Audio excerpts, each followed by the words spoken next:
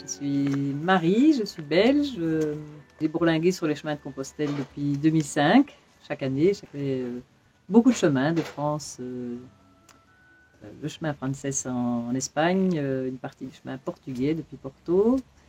Et voilà, les chemins français à peu près tous dans leur intégralité. Voilà, c'est devenu un peu une addiction de marcher sur ce chemin. Et voilà, c'est un bonheur à chaque fois de repartir.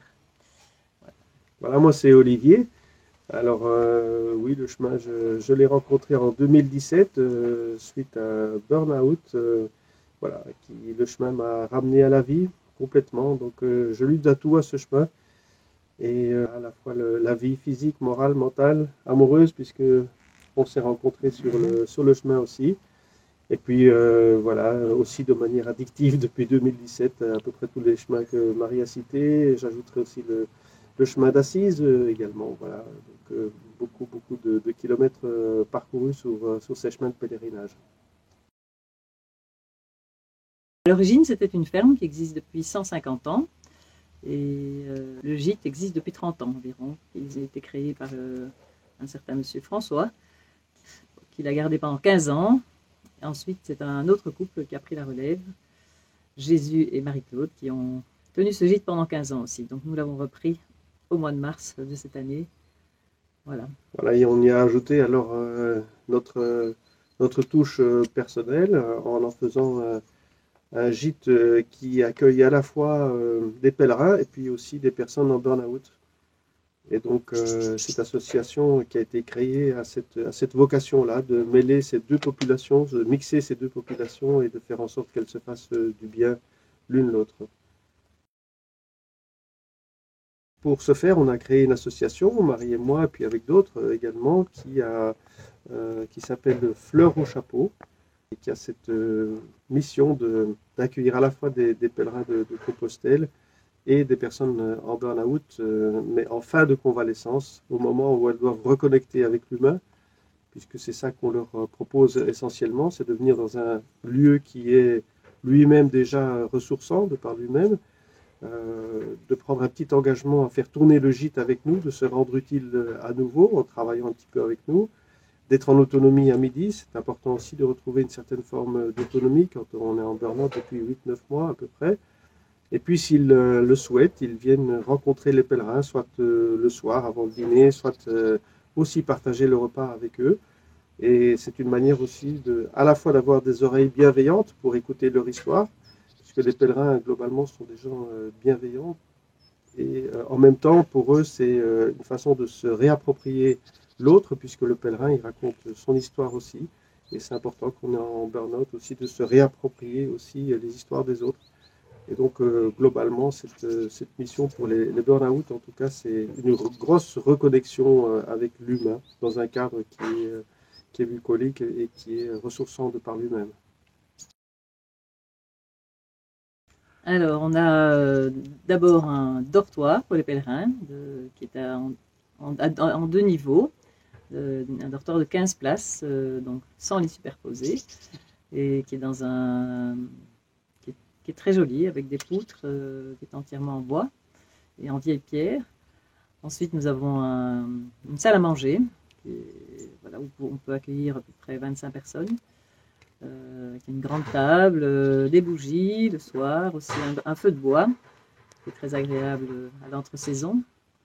Et puis le deuxième bâtiment, c'est notre maison à nous, donc voilà, c'est notre maison privée. Et le troisième bâtiment qui est dédié au burn-out, il y a 5 chambres à coucher avec un salon, une cuisine qui leur permettra d'être totalement en autonomie, qui est très préservée aussi, qui est au milieu de la nature.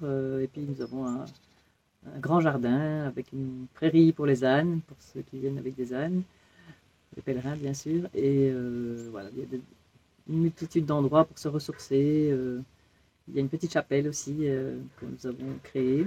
Oui, alors l'ambiance, disons la façon d'accueillir les pèlerins, c'est un dîner familial, donc ça veut dire qu'on mange tous ensemble le repas qui est préparé par les bénévoles de l'association et puis par nous-mêmes aussi bien sûr. Il y a un temps de partage et d'écoute à la fin du repas. On fait un petit tour de table, chacun est invité à dire quelque chose. Ça peut être deux fois rien, ça peut être plus une émotion, une intention, une anecdote, leur météo intérieure. Enfin, il y a quelque chose qui se passe autour de cette table qui est très très fort à la fin du repas. Le repas, c'est vraiment le cœur de notre accueil. Et puis, c'est aussi un gîte qui est en donativo complet, c'est-à-dire que voilà, on perpétue cette tradition ancestrale qui permet à tous les pèlerins qui sont en chemin vers Saint-Jacques de trouver chez nous le gîte et le couvert, et parfois même les soins et parfois même la mobilité. Voilà, quelle que soit la taille de leur portefeuille ou leur statut social, les pèlerins participent en fonction de leur capacité financière et font en sorte que cette chaîne fraternelle se perpétue de jour en jour et que ceux qui sont là aujourd'hui permettent à ceux qui viennent demain d'être là et inversement. Et voilà, c'est ça qui crée aussi cette ambiance très, très particulière ici au Valais Saint-Jacques. On ajoute des petites cerises sur le gâteau qui sont, d'une part, c'est vrai que on lave le linge des pèlerins tous les soirs et on le sèche également, ce qui fait qu'ils retrouvent le linge à la fin du repas qui est nettoyé et séché. Donc, petite cerise sur le gâteau. On essaye de donner en fait aux pèlerins ce qu'on aimait bien et ce qu'on aime bien trouver nous en tant que pèlerins. On a institué aussi une possibilité d'écrire des cartes postales avec des timbres qui sont là. Donc il y a un petit secrétaire où ils peuvent écrire des cartes postales, mettre le timbre et puis nous on se charge de les mettre à la boîte postale. Qu'est-ce qu'il y a encore d'autre comme c'est déjà bien, je trouve. Oui, c'est pas mal. Hein, ouais. Un bon petit déjeuner, voilà. Ah oui, avec bon du pain, déjeuner, ouais. donc les produits, on essaie d'utiliser des produits locaux, des circuits courts. Donc on a une boulangerie à Fessel à côté qui fait du pain et qui ouvre 2 fois par semaine pendant 2 heures et qui nous livre du bon pain avec des céréales. On a les confitures qui viennent du Carmel de Figeac. On a des légumes qui viennent de Gréalou, qui est un village à quelques kilomètres d'ici. Et oui, voilà, encore des... On a du vin aussi, du vin qui nous est livré par un domaine familial de Cahors, la viande d'un boucher de Figeac. Donc on essaye voilà, de créer du lien, puisque c'est une des valeurs de l'association, c'est créer du lien. Ce n'est pas uniquement entre les pèlerins ou avec nous et les hospitaliers, c'est aussi avec tous ceux qui nous entourent et qui nous accueillent d'ailleurs dans ce département du Lot qui est magnifique et très accueillant. On tient compte des végétariens, évidemment. On fait en général 3 plats le soir. Il y a un plat de féculents, un plat de légumes et puis un plat de viande. Et donc, en fonction des habitudes alimentaires de chacun, on en met plus ou moins dans les assiettes. Le premier message que j'ai envie de donner, moi, c'est de lâcher prise sur ce chemin, de ne pas commencer à compter les kilomètres. Si c'est possible, de ne pas réserver de façon à être vraiment tout à fait libre, de pouvoir dormir là où quand on est fatigué, plutôt que de planifier plusieurs mois à l'avance ses logements. Quand on est en autonomie, évidemment, c'est plus facile avec une tente. Porter son sac, bien sûr. De porter son sac, ça c'est très important. De l'alléger au maximum. Parce que qu'est-ce qu'on met dans son sac, à part ses peurs il faut mettre le strict minimum et partir très très léger. Voilà. Et avoir des bonnes chaussures et surtout ne pas forcer dans les premiers jours, d'écouter son corps. Voilà. Moi, j'ajouterais que finalement, ce qui fait beaucoup de bien sur ce chemin, c'est d'être humain, tout simplement. Et donc, notre gîte ici, le relais, que ce soit pour les personnes en burn-out ou que ce soit pour les pèlerins, on leur propose simplement d'être humains. C'est un peu étonnant à dire, une chose aussi triviale que ça, mais c'est vrai que le monde actuel se déshumanise beaucoup. Donc ici, on redevient des humains, tout simplement. Les valeurs qu'on porte, c'est la simplicité, c'est l'entraide, c'est la bienveillance, enfin des choses qui sont purement humaines et qu'on retrouve ici, à la fois pour les pèlerins et à la fois pour les personnes en burn-out. Et finalement, on pourrait très bien les emmener dans un autre monde et les vivre au quotidien. Pour l'instant, c'est la simplicité, la bienveillance, l'entraide, pour l'instant, ce n'est pas encore interdit. Donc il faut l'apporter aussi en dehors du chemin, mais chez nous, on la trouve, c'est une certitude. Merci beaucoup, Lippe et Marie, pour votre temps. Voilà. Je voulais faire mon petit retour aussi d'expérience en tant qu'hospitalier au sein du Relais Saint-Jacques, dans lequel Marie et Olivier m'ont accueilli avec beaucoup de bienveillance, d'amour et de confiance, parce que voilà, ça a été ma première expérience en tant qu'hospitalier. Et j'avoue que l'affaire dans ce gîte en particulier, avec cet esprit très pèlerin, avec la tradition donativo, voilà, pour permettre à tout type de pèlerins, de toutes bourses différentes, de pouvoir, comme dirait Olivier, trouver à gîte et couvert.